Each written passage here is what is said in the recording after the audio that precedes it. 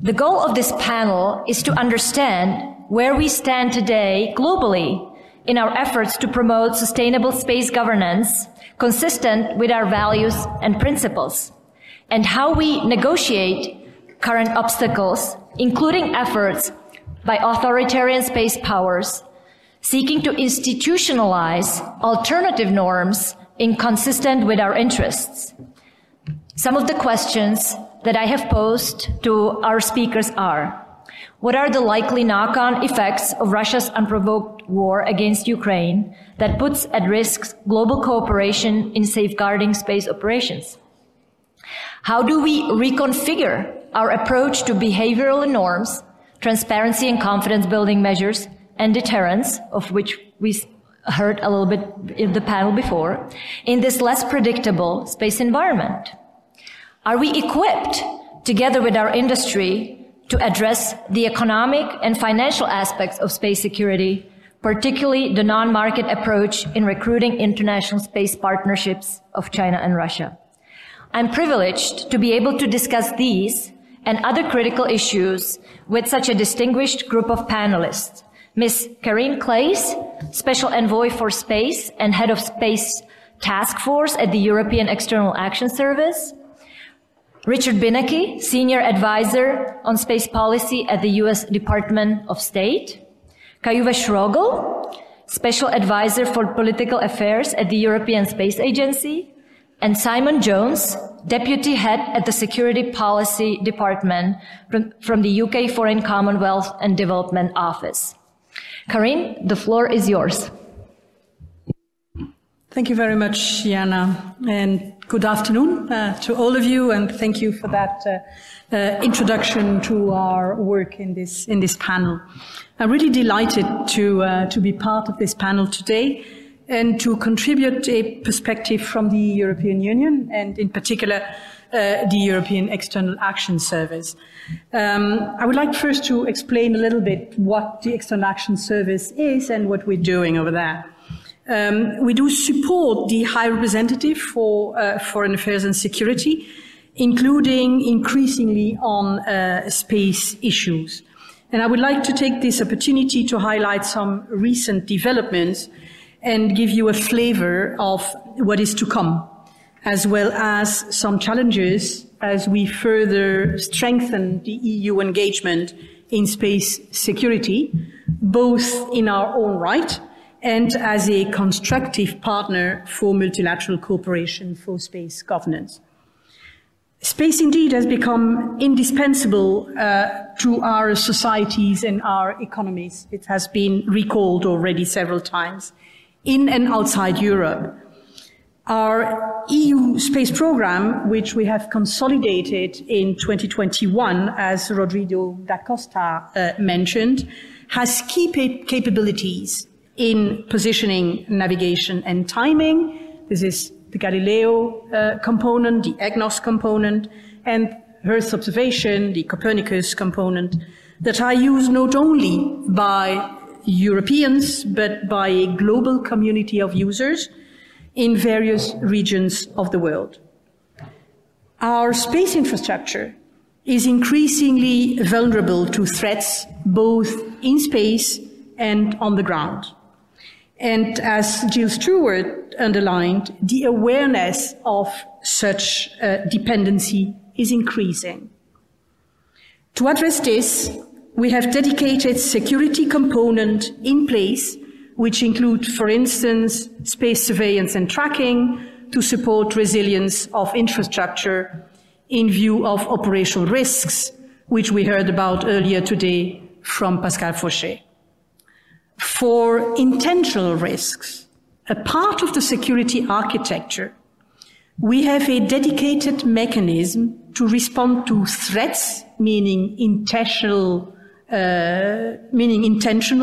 threats to the Galileo system, what we call the Galileo Threat Response Mechanism, which me and my team are responsible for, which links operation of the Galileo Monitoring Center, you've heard about it by Rodrigo da Costa, to high-level decision makers in view of intentional threat to our systems and services. As this mechanism does mature, which we recently demonstrated in a dedicated exercise across various EU bodies, and as a result of the increased threat level due to Russian aggression against Ukraine, we are extending this mechanism to include the entire the systems and services created by the entire EU space program through what is known now as the space threat response architecture, coming from Galileo threat response architecture. And while we are building all this to strengthen the security of our infrastructure as such, we also see the external challenges. We see major geopolitical shifts to challenge our ability to promote our vision and defend our values and hence our interests, with strategic competition and complex security threats. They may be of a general nature, such as the emergence of hybrid threats, or recently the Russian aggression against Ukraine, with dynamics of competition, intimidation, and coercion. And they increasingly also touch upon space. We see the global commons, such as space, more and more contested, despite the principle of the OST, the principle of the peaceful use of outer space. And as illustrated, we've spoken about it this morning also, by irresponsible behaviors such as last year's destructive Russian ASAT test. All of this requires a comprehensive approach of security. And it is ever more important that we are able to act in space.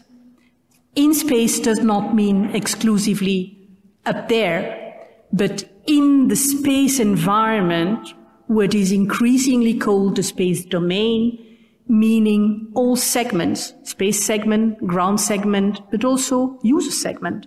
It is a whole. While we have the EU member states called for this last year already. This year it was reaffirmed in what we call the strategic compass. It is an exercise that has been led by the Council of the European Union and which was agreed on in March this year. While the strategy is, in this strategic compass, we do call for a dedicated space strategy for security and defense. And while this strategy is still in the early stage of preparation, let me hint at some of the topics that we do intend to cover. We will address how we can together develop a common understanding of space as a new strategic domain. You will understand that this, for the European Union, which has a space program, which is a civil program under civil control, is quite a step forward. We will also deal with and cover how we can anticipate and possibly respond to threats in this. We will also need to increase the resilience, not just of our EU space infrastructure, but also of the wider value chain to reduce dependencies and to ensure that we continue to have access to a capable industrial ecosystem. And this was also covered by Roger this morning. We will have to galvanize different capabilities in space that support security and defense on the ground, including our CFSP and CSDP, so Common Foreign and Security Policy and Common Security and Defense Policy missions and operations.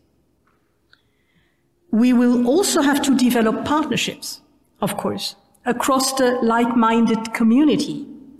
A stronger and more capable European Union in security and defense, including in space, will contribute positively to global security and is complementary to NATO, which remains the foundation of collective defense for its members. These two go hand in hand. And as a final line of efforts of the strategy, one particular area where all of us here are engaging not only with like-minded partners, but also with non-aligned states and strategic competitors, is the area of responsible behavior in space in the UN context. We have already strengthened the EU voice in the global governance, and we support our partners, the UK in particular, in promoting norms, rules and principles of responsible behavior in the CD framework. You've heard about the OEWG on reducing threats through norms, rules and principles of responsible behavior. In recent years, we have seen the rift in perception, in interpretation and narrative between the different actors widen. It is imperative that we continue to stay engaged, to bring non-aligned potential partners to the behavioral approach and forge new relationships across diverse perspectives, and continuously, of course, to hold those competitors in account whom we do not share the same values and approach. On the EU side, we appreciate the close coordination of efforts with our partners in this context.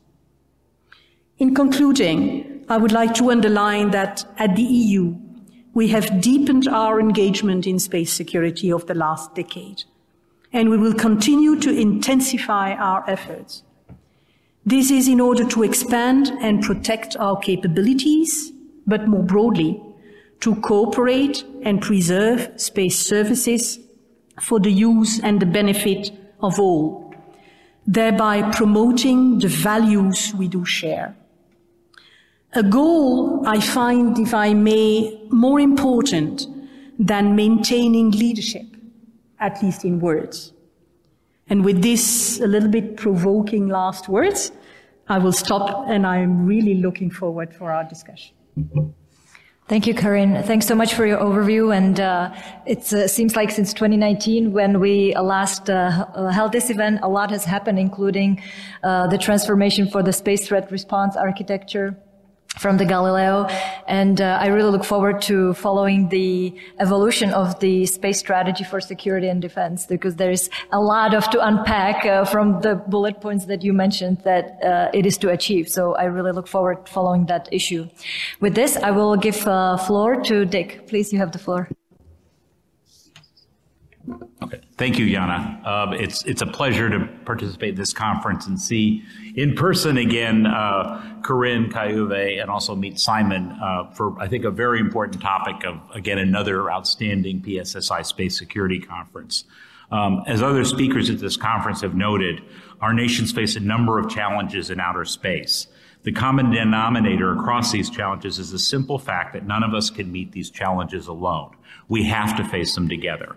We must defend and reform the rules-based international order, which my boss, U.S. Secretary of State Anthony Blinken, defines as the systems of laws, agreements, principles, and institutions that the world came together to build after 2 world wars to manage relations between states, to prevent conflict, and to uphold the rights of all people. The system's founding documents include the United Nations Charter and the Outer Space Treaty, which enshrine concepts like sovereignty, the peaceful settlement of disputes, and ensuring the exploration in outer space for peaceful purposes is conducted for the benefit of all humanity. These are not Western constructs. They were reflections of the world's shared aspirations. Now, as we look to the future in outer space, the United States government, and I believe all of the distinguished participants in this conference, want not just to sustain the international order that made so much progress, that made progress possible, but also to modernize it. This includes making sure that the systems that govern space activities represent the interests, the values, the hopes of all nations, big and small, established spacefaring nations, new spacefaring nations, and also from every region. And that it can address the challenges that we face now and the ones that we will be confronting in the future, many of which are far beyond what would have been imagined 65 years ago at the dawn of the space age. Unfortunately, this outcome of advancing the rules-based international order is not guaranteed because the foundations of the international order are currently under serious sustained challenge by Russia. Others of this conference have already addressed the implications of Russia's space threats and the role that space capabilities are playing in supporting Ukraine's valiant defense against President Putin's illegal further invasion. From my personal perspective, and I think this has also already been noted by Scott, the invasion of Ukraine also reinforces the Kremlin's isolation as an antagonist on the international stage and further diminishes Russia's status as a leading spacefaring nation in the UN and other diplomatic fora. Even as President Putin's war continues, the democracies represented in this room must remain focused on the longer-term challenges to the international order. For the United States Department of State, this includes leading diplomatic efforts to strengthen global governance of space activities, including international engagement specifically to uphold and strengthen the rules-based international order for space. As a space priorities framework, which was adopted in December by Vice President Harris and other members of the National Space Council notes, quote, the United States working with commercial industry allies and partners will promote the implementation of existing measures and lead in the development of new measures that contribute to the safety, stability, security, and long-term sustainability of space activities. The United States will also demonstrate how space activities can be conducted in a responsible, peaceful, and sustainable manner.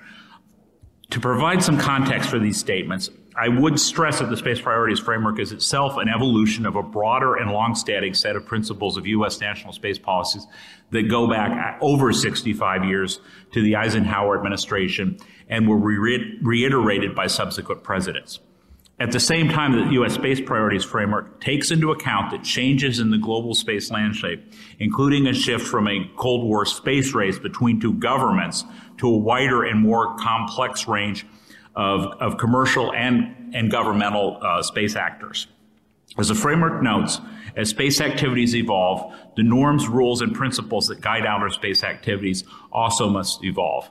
As a result, the framework builds on more recent international consensus efforts, including the 2007 Space Debris Mitigation Guidelines, which Russia did not follow when it conducted its destructive ASAT test, as well as the 2019 Long-Term Sustainability Guidelines of the UN Committee on the Peaceful Uses of Outer Space. It also takes into account work COPUOS has been doing on space as a driver of sustainable development, which was a consensus process. As with most consensus processes, it took a while to get this pulled together. Part of this is a factor of what political scientists in the room would call epistemic communities of technical experts just meeting together to try to come up with common lexicons and common understandings of practices, all operating in good faith. However, I also should note that the negotiations have been continually stalled, at least over the past decade, by Russia's continuing obstruction in COPUOS, and more recently, and I think of relevance to this panel, attempts by the People's Republic of China to introduce Xi Jinping thought catchphrases into various international space deliberations. One example that I had some personal experience with were complaints that China had lodged about close approaches of 2 U.S. commercial satellites to the Chinese space station. The data analysis showed, by a number of actors that there was no real threat, but the Chinese still went ahead and made these complaints to the UN rather than in bilateral channels. Their technical epistemic community, if you will, was a little less confrontational than the Ministry of Foreign Affairs. But when they were quoted about their practices on this, one of their leading engineers from the Chinese manned space agency said that China employed collision avoidance procedures based upon, quote, orbital flight control management systems with Chinese characteristics. That was something that I think a lot of U.S. engineers sort of thought was a little bit amusing, because if you're an engineer, at least an American engineer, and I think most of the engineers in this room, there's either successful or unsuccessful collision avoidance. There's really not an ideology that's associated with it. You either collide or you don't. So as we go forward in terms of our efforts, and I will say from the United States standpoint, we are committed to engaging with China on human spaceflight safety. It's a unique responsibility and principle in international law. So we're trying to do what we can to establish a long-term communication mechanism with them in a professional and responsible way. But as we do this, it's going to be important to make sure that these are based upon open, transparent, and credible international standards, policies, and practices that are employed by responsible governments, but more importantly, by commercial and other private sector stakeholders. This all amounts to what Gerard Brachet from France, the former COPUOS chair, called a bottom-up consensus-driven process. That complements the more top-down processes like the open-ended working group, or from the United States standpoint, the commitment that Vice President Harris made on behalf of the United States on April 18th, that the United States commits not to conduct destructive direct-to-send anti-satellite testing. While this relates specifically to military space activities, there's obvious benefits for long-term sustainability because of the hazard that the debris resulting from those tests pose. The United States welcomes Canada's joining in this pledge, and we encourage all the nations that are represented in this room to also join in making a similar pledge going forward for the OEWG process as it progresses over the next 2 years, but also in terms of just it's the right thing to do for the international community and space safety and sustainability. I think, again, Simon will talk more about the OEWG, so I won't go into any great detail on that. I would note another effort that is starting in the UN system that will be held in September 2023 is a UN Summit of the Future that will have a multi-stakeholder dialogue on space. We're working very closely with our allies and partners to make sure that the nations of the United Nations are building that process, and it isn't just simply driven by some people that met at a cocktail party in New York or something. But perhaps that's a rather cynical American view, but that is something that we do feel that COPUOS and those processes have a real role to play. That complements works on things like the Artemis Accords, as well at a more regional level, the Quad Space Working Group of Australia, the US, India, and Japan, which recently formed a space working group specifically to look at things like regional outreach on LTS guidelines in the Asia-Pacific region. Those mechanisms, I think, can all serve as a capacity to build new capacity for new space actors and to supervise the full range of government and commercial space activities. All of this is keeping in mind that the PRC, as I think as several other speakers have noted, is pushing a concept called a Belt and Road Spatial Information Corridor with all of the sort of attractive financing and other things and sort of hollow promises that we've seen from the Chinese in so many other areas. So it's incumbent on us in terms of this outreach that we're doing both in the Quad and in other fora to make sure that the more longer standing principles and approaches that we've taken to international development and other things, as well as the diplomatic outreach, are all consistent with, again, our longstanding principles on space cooperation. The United States is not completely against cooperation with China. I mentioned human spaceflight safety. I think there's obviously our scientists are still interested in working with Chinese scientists, but as good scientists, it has to be contingent on openness, not technology transfer, but openness and reciprocity, as you would normally have in any other scientific exchange that's sort of free from ideology. So in summary, I'll just say the United States will continue to use instruments of national power, including military, economic, and financial tools, as well as diplomatic tools, to advance our shared interests. The summary on this, in terms of the U.S. strategy towards China, as Secretary Buenneke puts it, is we will compete with confidence, cooperate whenever we can, and contest where we must. We do not see conflict, but we do see opportunities, and particularly opportunities to work with all the countries represented in this room together for a common future and advancing our interests in space. Thank you. Thank you, Dick, and I look forward to potential questions from the audience because that's a big task, as you say, to promote the rules-based international order when it's being much more challenged than in the past. So I look forward to that discussion. With that, Kai-Uwe, you have the floor. Thank you, Jana. Happy to be on this panel, and in fact, I'm really honored having been able to accompany this fantastic series of conferences almost from its inception. So I'm really glad to be here. And in order to thank you for the invitation to this panel, I will now try to provide a more optimistic perspective on allied global space leadership, in particular in the field of civilian activities and safety and security. I hope this will make a lot of you sleep better. I just kindly ask you not to start with sleeping during my presentation. Now, Europe and in particular ESA can contribute to global space leadership a certain model of approach, and this is an intergovernmental approach. This is not abstract, and I will not provide you with theory. I swear, but it's really practical. Now, Europe's history in space is a continuous stepwise approach in ever further strengthening intergovernmental cooperation. Now, ESA was created from two specific organizations on science and on launches.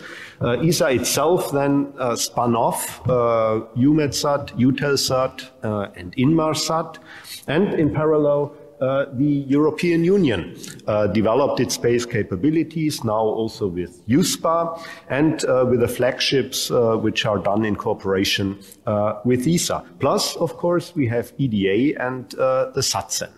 So today we have a stable composition of institutions, including, of course, also the External Action Service for our diplomatic posture, and these are bound together in a really strong set of arrangements and regulations which are really there to act coherently.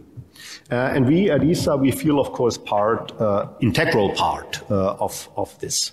Now, the time of the jokes like, whom shall I call in Europe? I think these times are over. This is stressed by the thunder. And our approach may have looked from the outside certainly as cumbersome, but it has led to a strong set of actors who now know what to do and how to do things. And I should mention that already in 2016, ESA and the EU have drafted a joint statement on shared vision and goals for the future of European space. And one of the goals specifically mentions the following: to ensure European autonomy in accessing and using space in a safe and secure environment, and in particular consolidate and protect its infrastructures, including against cyber threats. So these issues we are discussing are not new. They are on our radar for quite some time, and they are part of the interinstitutional activities and work we have been undertaken in all the organizations concerned. So the intergovernmental and interinstitutional approach of Europe has been guiding Europe in developing and expanding its space capabilities, capacities, and policies. And this in a rather successful and steady way. And the development, as you have heard also from previous speakers, continues. It continues with STM, SST, with secure connectivity, and also with the ESA accelerators, which shall broaden the stakeholdership in fields as space for a green future, rapid and resilient crisis response, and the protection of European space assets. All this is done in close coordination and cooperation of the institutions and the member states, the respective member states, in a mechanism which provides results which are stable and durable. And this is, I think, the strength also of our partnership. The partnership we can extend to our allies, that it's really stable and durable. I think also that this is a key experience Europe can contribute then on how to maintain space leadership by the allies. In this context, Europe is pursuing a strategy of establishing, as you have heard, strategic autonomy for key space areas where all actors are involved. This includes technological as well as competitive autonomy. And one of the features of this strategy is the strong support to establish the industrial base and position private actors also through co-funding solutions, thus targeting also potential markets. This point leads me to the understanding that leadership has also to build on a strong economic partnership amongst the allies. There we have our shared principles and norms, which we should jointly establish and apply to the whole global space economy. Part of this conference, as in the title, is to talk about markets also. I think there is a session on industry tomorrow.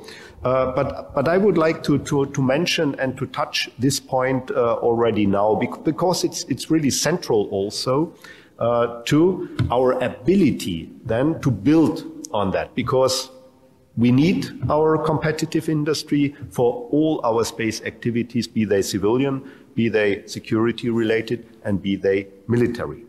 Now in 21, the second half of 21, the then EU Council presidency has made proposals for this with an action plan on establishing key principles for the global space economy. This is certainly worthwhile to further consider also amongst this group as a whole, because it touches key areas like the fields of procurement, of trade, of data access, and many more. So this is a theme, I think a constructive theme, which we should follow further in order also to present a model which is attractive. And this leads me also to talk about the further mechanisms and approaches which are conducive for our leadership on a global scale. We now, ESA in particular, enter new partnerships of strategic impact as in the fields of space weather, where ESA and the US extend their collaboration. This will be certainly of key importance for the security of infrastructure in outer space as well as on Earth. We also see an enhanced partnership with the US, Canada, and Japan in space exploration, where the US now entrusts Europe with key elements as the service module for the Orion spacecraft as an element of the Lunar Gateway. This, of course, also strengthens leadership.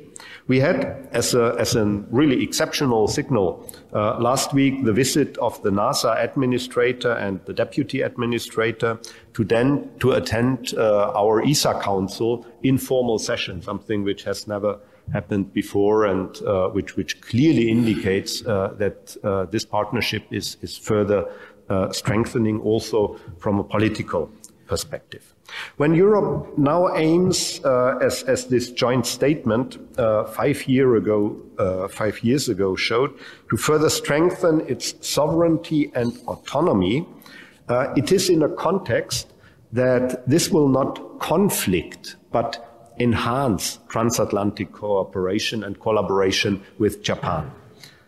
This shall be true for fields from space traffic management to exploration, where we have established, for this field of human exploration, where we have in ESA now established a high-level advisory group of external personalities on human and robotic space exploration for Europe, which is expected to set a course in autonomous human space exploration for Europe as a means for mature partnership. You will hopefully hear more of that in the near future, but this is also an element which we would like to bring in enhancing our partnership. When we also talk about leadership, we have to see how to make our own arrangements attractive for additional partners. A strong signal is currently sent by the G7 presidency, which intends to invite like-minded democracies from all continents to the next meeting taking place in Elmau. It is this spirit, I think, which we can also bring to our global space cooperation. I will be happy to respond to questions if there are, and look forward to the panel discussion. Thank you. Thank you, Kai-Uwe. I really am glad that you talked a little bit more about the strategic autonomy. I know Pascal mentioned it a little bit in the context of the SSA, SDA, but I'm really glad that you used concrete examples to actually demonstrate that that the approach can strengthen the partnerships and actually strengthen the alliance and our partners such as Japan. So thank you. And I'm really would be interested in exploring how the discussion on strategic autonomy link to establishing or helping establish those key principles of the sustainable global economy. So that's a lot to think about. Thank you. So with this, I will turn the floor over to Simon, please. Thank you very much, Jana. So as advertised, I'm going to talk briefly about the initiative in the UN on responsible space behaviours, and reflect on how this can play an important role in maintaining global space leadership and what might be some of the requirements for success.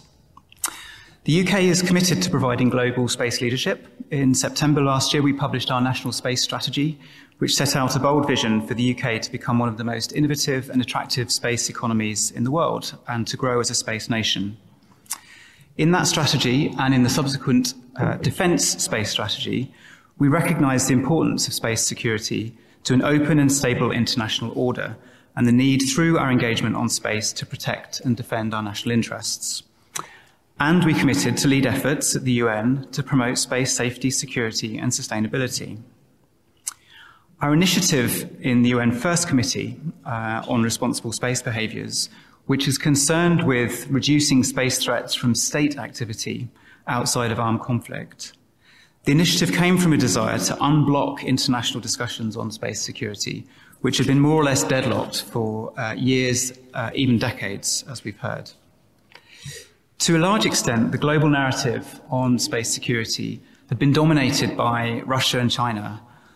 Under the UN agenda on preventing an arms race in outer space, or PAROS, they had entrenched a global narrative which focused on outlawing the placement of weapons in outer space. As many of you here will know, their flagship proposal, the Treaty on the Prevention of the Placement of Weapons in Outer Space, or the PPWT, is flawed on two levels. Firstly, it's disingenuous. Although it seeks to ban the placement of weapons in space and the use of force against space objects, the proponents of the PPWT are placing weapons in space and developing counter-space capabilities, including for the use of force against space objects. And on a technical level, it addresses threats to satellites, but not the other elements of space systems, as we heard from Carine, the ground stations, the data links, and the end-user infrastructure. It fails to take account of the fact that threats to space systems do not only arise from kinetic threats, but from non-kinetic forms of disruption and interference.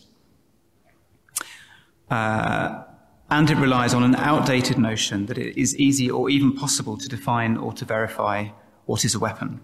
Threats can be posed by legitimate technologies and military capabilities, by dual-use technologies, or indeed by civilian capabilities that are capable of being dual-purposed. So the Russian and Chinese proposals fail to take into account this holistic view of the threats that emanate from hostile state activity and state-on-state competition. And as such, they do not offer an effective way to address space security in the modern context. Nonetheless, the promise of legal certainty of a new treaty is naturally very attractive for states that fear the impact on peace and stability of an arms race in outer space and the repercussions of any destructive conflict in space for the space environment, which must remain safe and accessible to all. The Responsible Behaviours Initiative is beginning to reclaim the global narrative and to establish an international agenda that genuinely addresses the very real and pressing need to reduce threats to space systems outside of armed conflict. By focusing not on the technology, but on the way it's used and the effects it can produce, this process offers a more productive way of helping states to manage competitive relationships, to deter escalation and to reduce risk. The aim is twofold. Firstly, to begin for the first time a conversation between states at a global level on modern space security, to raise awareness and understanding of threats from state activity as opposed to hazards and risks in space which have been discussed here and which are the focus of the peaceful uses machinery of the UN. And to improve understanding between states of how certain activities in particular contexts could be perceived as threatening and as such could lead to escalatory responses and miscalculation. By enhancing common understanding, we think this discussion in itself will have significant value in terms of managing deterrence, supporting national, regional and strategic stability. The second aim, which is not entirely distinct from the first, is to reach consensus on a set of responsible behaviours, understood as the actions, activities and omissions of states, which over time would become accepted global norms that encourage mutual restraint, enhance predictability and reduce the risk of misinterpretation and miscalculation. So as many of you know, the UK, very seized of the potential of this, has tabled resolutions in the UN in 2020 and 2021, and with close partners and allies, all of whom are in this room, and others, we worked hard to explain its benefits, not just to spacefaring nations and to military powers, but to all nations. And these resolutions received overwhelming support, which resulted in the establishment of the new open-ended working group, which, as we've heard, met in Geneva for the first time in May this year. We thought this was a really constructive meeting. There were some difficult exchanges, but we did not see any procedural wrecking tactics from some states that we might have feared. And we did detect an increasing willingness among more states, including non-aligned countries, to explore the potential of a behaviours and norms-based approach to space security. Most are clear that their goal remains the agreement of legally binding instruments, but see the need for transparency, dialogue, and the building of trust as stepping stones to get there. Now, as we've discussed, in the current international climate and in the face of Russia's unjustified and barbaric invasion of Ukraine and flouting of the international rules-based order, it must be said that trust is in short supply. In this context, we strongly welcome the US commitment that Richard talked about, not to conduct destructive direct ascent anti-satellite missile testing as a demonstration of a responsible behaviour, a contribution to a new global norm, and a trust-building measure. We remain optimistic about the potential for the OEWG process, but realistic about how far Russia and China will be willing to sign up to new norms of behaviour and how far they would stick to them if they did. A norms-based approach will only work if all actors sign up to and then agree to observe those norms. We must be clear that there is something in this for everyone, including Russia and China. Nonetheless, it may well be the case that until the international security environment has improved, the context for agreeing new global norms, let alone legally binding arms control measures, will remain very challenging. In the meantime, and in conclusion, I would argue that a key requirement for maintaining leadership of the global space security agenda is inclusivity. We need to continue to articulate a clear and compelling vision that will appeal to and engage the broadest range of stakeholders and encourage all states to engage in good faith in this process. This is just the start of a conversation. It will be difficult. Russia and China have a new initiative in the UN, which is their latest attempt to promote their treaty, which shows that they remain committed to their approach being the answer to Paros. We are clear that responsible behaviours is not an alternative to Paros, it's part of the solution, and it does not exclude the possibility of legally binding solutions, but it is a necessary step towards them, and in the current context, we would argue, stands a much greater chance of success. Thank you. Thank you. I'd like to thank all the speakers for their introductory remarks. And if I may, I will take the opportunity to ask the first questions. I have begun the first encounter with space norms and TCBMs back in 2007 with Scott Pace, Pete Hayes, where I had my first academic encounter, and then I continued in practice with Kai-Uwe, Frank Esbeck, and then later with others. We've talked earlier today that well, first of all, we're witnessing the scale of the ambitions of the Russians, but we also recognize more clearly what are the ambitions of China. So if we go back to those times, 2010, where TCBMs and norms of behavior were already a big part of the discussions in the UN fora and elsewhere. And when we fast forward to today, what's different today?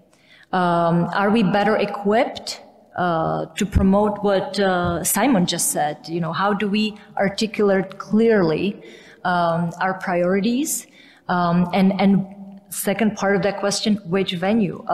You have mentioned the open-ended working group, the upcoming September summit for the future, Artemis Accords, the G7 presidency. So really, which of those we should be focusing our diplomatic and other energies to really be clear about what do we want? Who would like to start? I'll give a little of the history on this too, because I think we shared a fair amount of it over the years, Jana.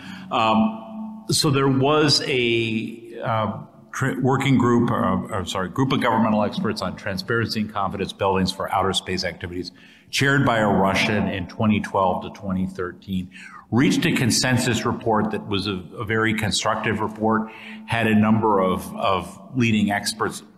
Gerard Brochet was one from France, and a number of others who had come from the Copious background. Actually, Helmut Lagos Kohler, who is the current chair of the open-ended working group, and later a subcommittee chair of the Copious Legal Subcommittee, was also part of that group. Did reach a consensus report. It did establish kind of a baseline process that TCBMs, particularly the bottom-up sort of things that we work on in Vienna, was a good way forward. So we've had meetings, you know, COVID's disrupted this, but about every other year we'll actually have a meeting in New York of the first committee, which handles disarmament issues, and the fourth committee.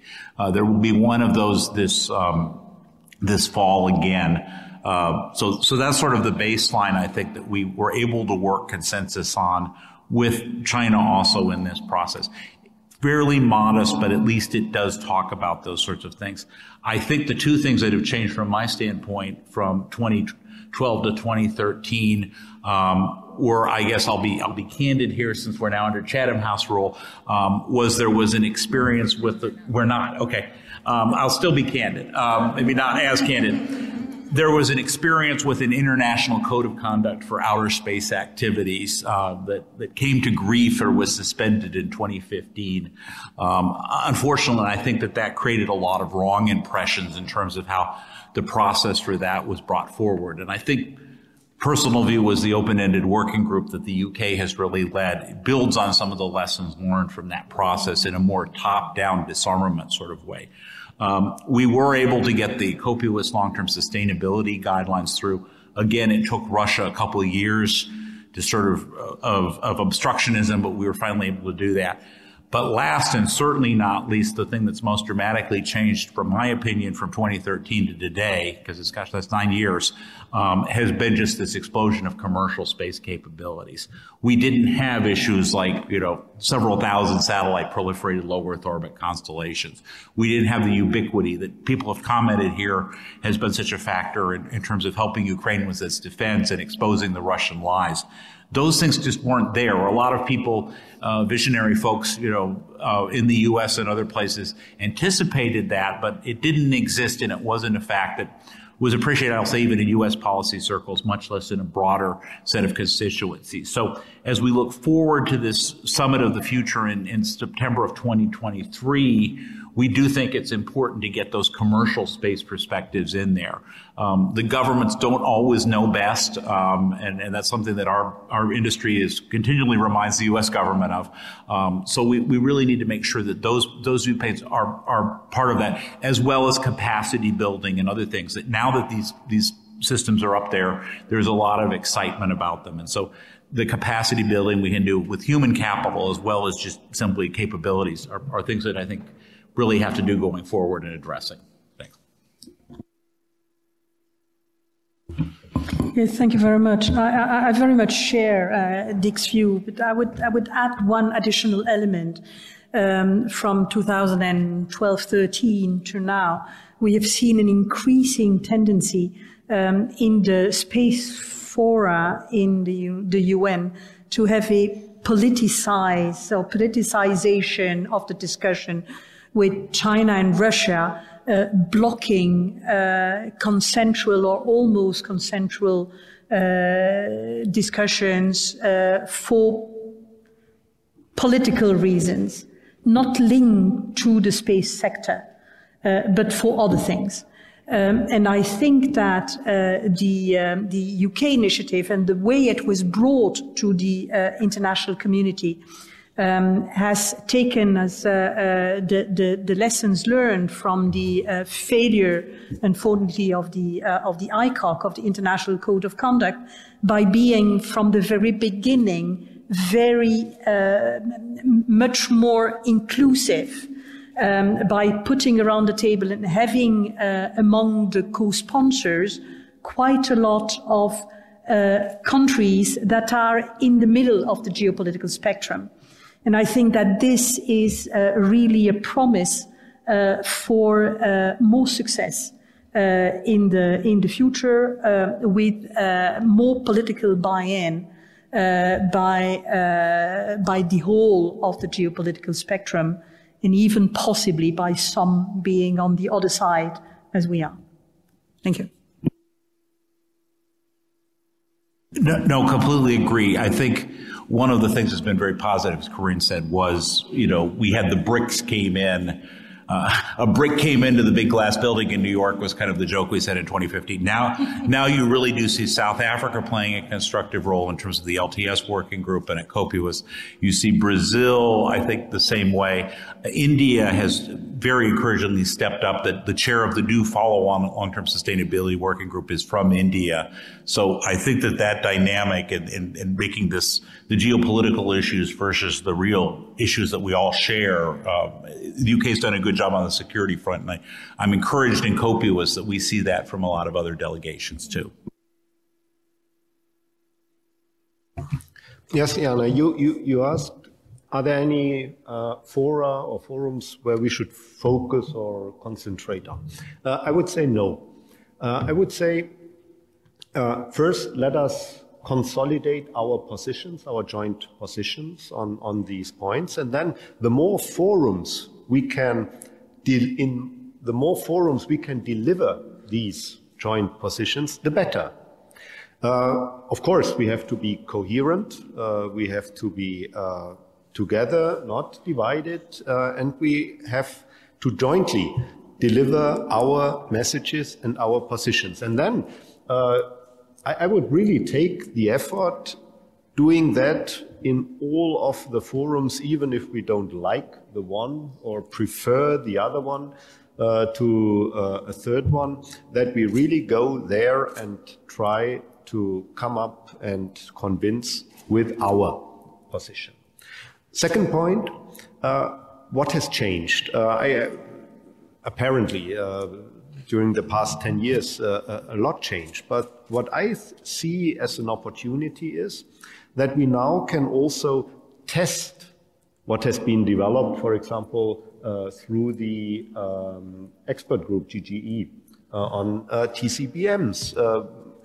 To my knowledge, we did not try to make the case for one or more of these proposals in a concrete way to show it works, and then take the extra effort in trying to convince others and to negotiate with others whether we could not make global standards out of that. I think this might also be a worthwhile effort, first to select, identify, and then test, and then make a kind of promotion, and on that level test the others about their willingness to enter into such global arrangements. I mean, thank you. I very much agree with that. I mean, in terms of what's different, well, I think in the last 10 years, the range of counter space capabilities that are being developed, deployed, and tested has grown, perhaps more than we would have anticipated 10 years ago. And the security environment has got a lot worse. It's become more complex, it's more contested. So in general, things feel more slightly pessimistic and the work more important to do. On the positive side, I entirely agree. The TCBM's agreement from 2013 is important to keep on the table. And in our paper to the UN Secretary General last year, we made the connection between the behaviours approach and the TCBMs as a way of realising and giving a more concrete effect to behaviour. So I think it's important that we sort of draw on the rich material that's in there and in countries' responses to the Secretary General. There is a huge amount in there that we can work with as part of this process. I think we have to take some optimism from the fact that guidelines have been agreed on the sustainability side. I think we have to take optimism from the fact that there is broader recognition of the role and the need for norms and transparency and risk reduction across other areas of technological development, such as cyber. And I think we can perhaps take some optimism from the fact, as I said in my opening remarks, that there was constructive engagement in this first meeting, including, I think, from China. Now, let's see how that goes. Arguably, it is, in China's interest to be seen as a responsible actor in this field, perhaps in a way which is distinct from how Russia is presenting. So let's see. Thanks. Thank you for your responses. We have a little bit time, so if anyone from the audience would like to ask a question, now is the good time to do that. Please. So I'd like to start with Simon and then open the question up to others. So first of all, I'd like to actually congratulate the UK on actual leadership and punching above its weight, and not only in the open-ended working group, but I'm very impressed with the planning process that went into your space strategy, documents like the RAND, Future Uses of Space to 2060, that truly ought to be the basis for discussions at the UN Summit on the Future on Space, as well as your ability to attract partners through your capacity building, and most recently, your Space Energy Initiative, where you've joined Japan in actually applying space to the global agenda of approaching net zero. But underlying that, I think you may have cracked the code on something that's quite important, and the title of this was the requirements for space leadership. And so the question to you and to others is, how do you conceptualize the questions of who are you leading, what do they perceive as leadership, and where do they want to be led?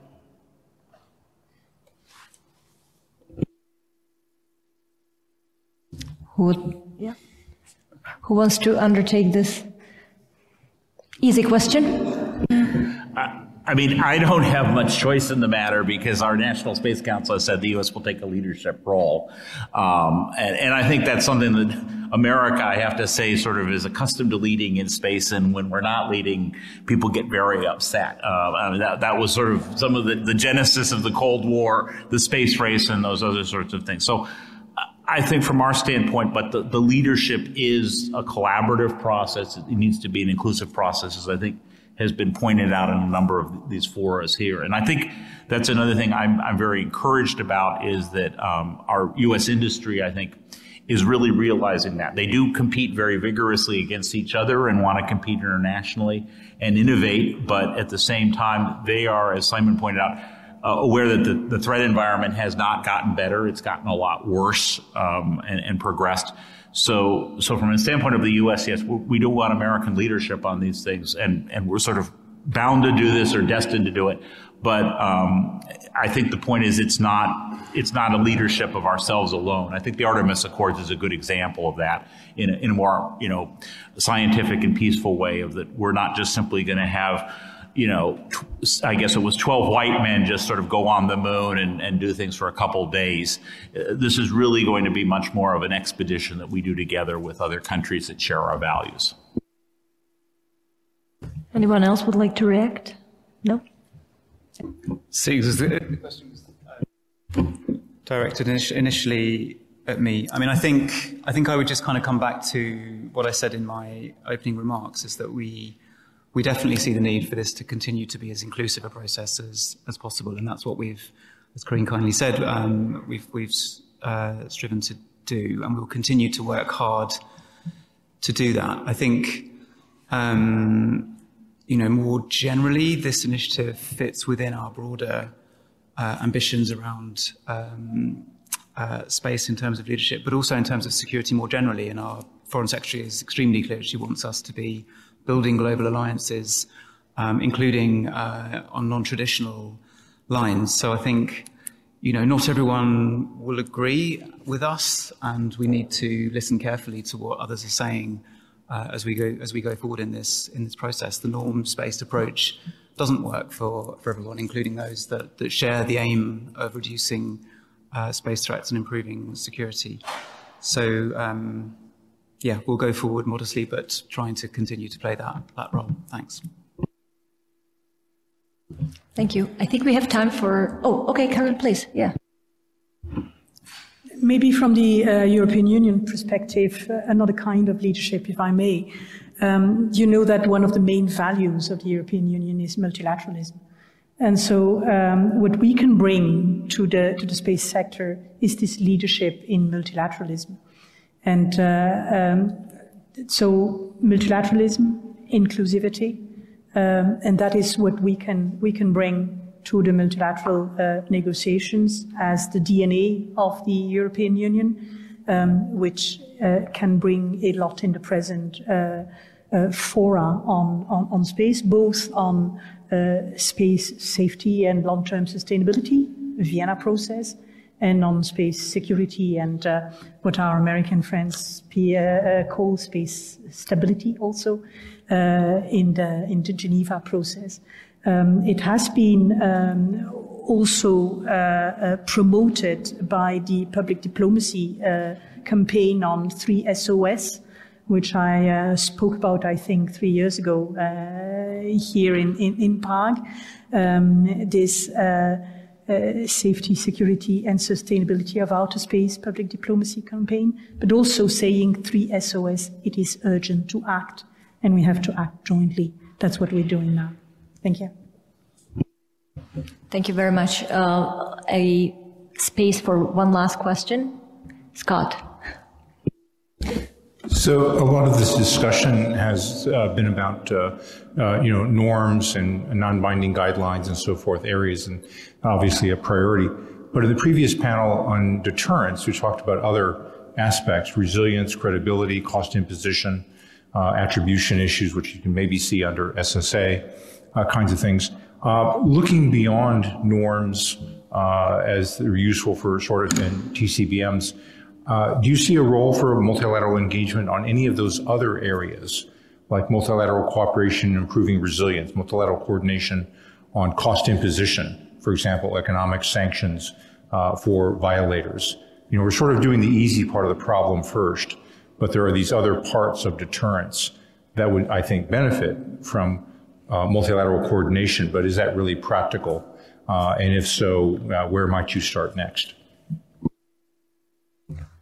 Can I take the opportunity to just briefly mention what you said about sanctions? I think we are witnessing what is happening vis-a-vis Ukraine and sanctions.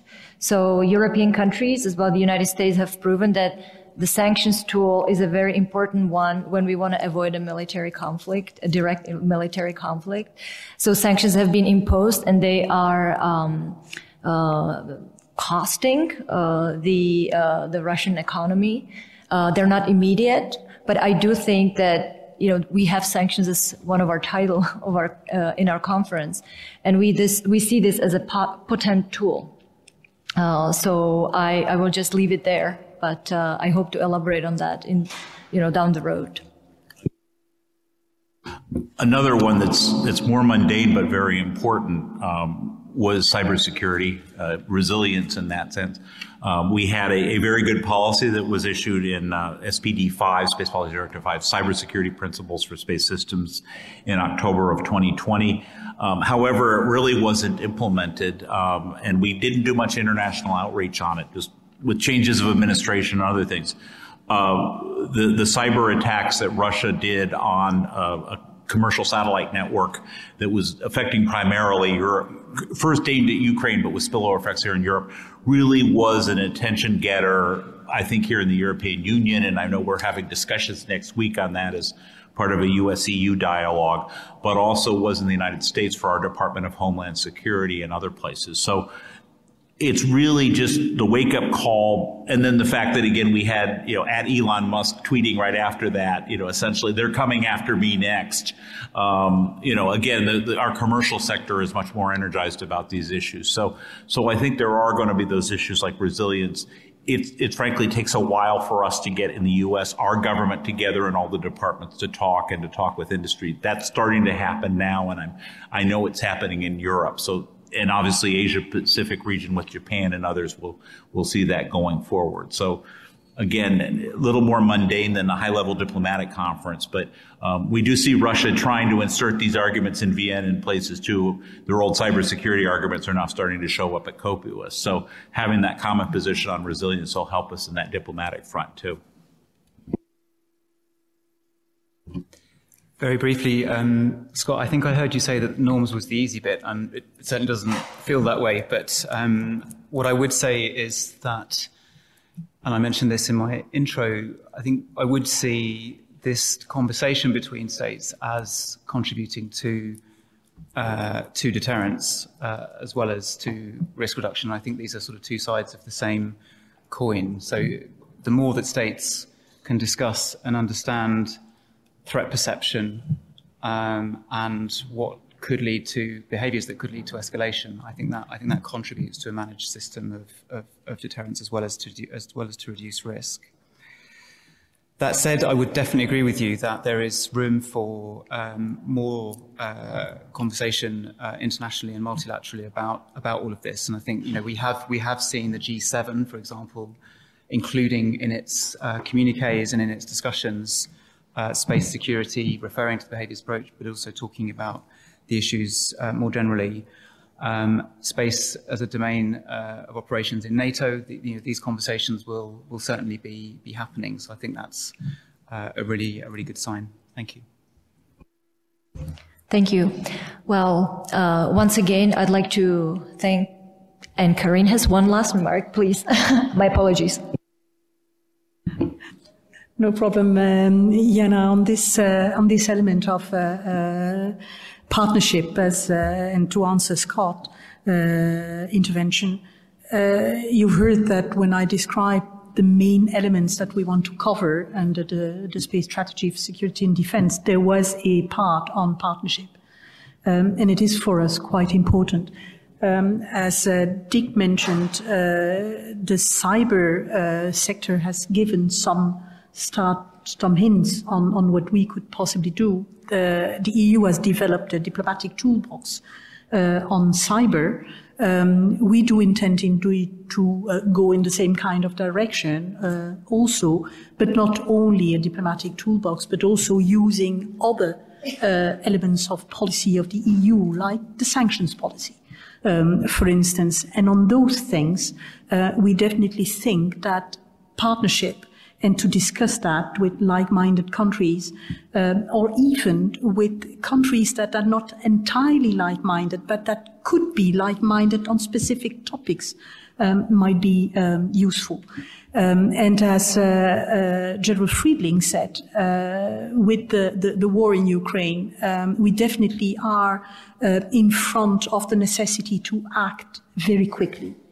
We cannot wait. So we have to, and that's what we're doing in the European Union, we have to think about those things rather quickly, but in depth, knowing exactly what we're doing, to agree, and then to put the things in place. And that is what in front of us in the year or 2 years to come. Quite a lot of work, but that's nice. Thank you. Thank you, Carine. Thank you, Dick. Thank you, Kai-Uwe. Thank you, Simon, for this discussion. We have a lot of work to do, and if I have the answer whether we are ready to maintain our space leadership, I guess the answer is yes, but we have to work harder. But we have all the right ingredient and elements, including our industry. So I think I am now feeling a little better than before the beginning. Well, with this, I'd like to thank all the panelists, but I would also like to thank again the Foreign Ministry for hosting this first amazing day of this conference, and also for this special treat that the Foreign Ministry has enabled, which is to those who are interested in history, especially history of the Central European region and Czechoslovakia. I'd like to offer you that my colleague Patrick is waiting at the door in the corner to take you to visit the apartment of Jan Masaryk. Jan Masaryk is a former Czech foreign minister and also the son of our first Czechoslovak president, Thomas Garrigue Masaryk, who served until 1948, when he was mysteriously died soon after the communist putsch. So first of all, that's very symbolic from that perspective, but also it's a beautiful apartment from whoever likes architecture. So please feel welcome to join Patrick for that small tour if you're interested. And otherwise, I look forward to seeing you later tonight or tomorrow morning. Okay, thank you. Bye.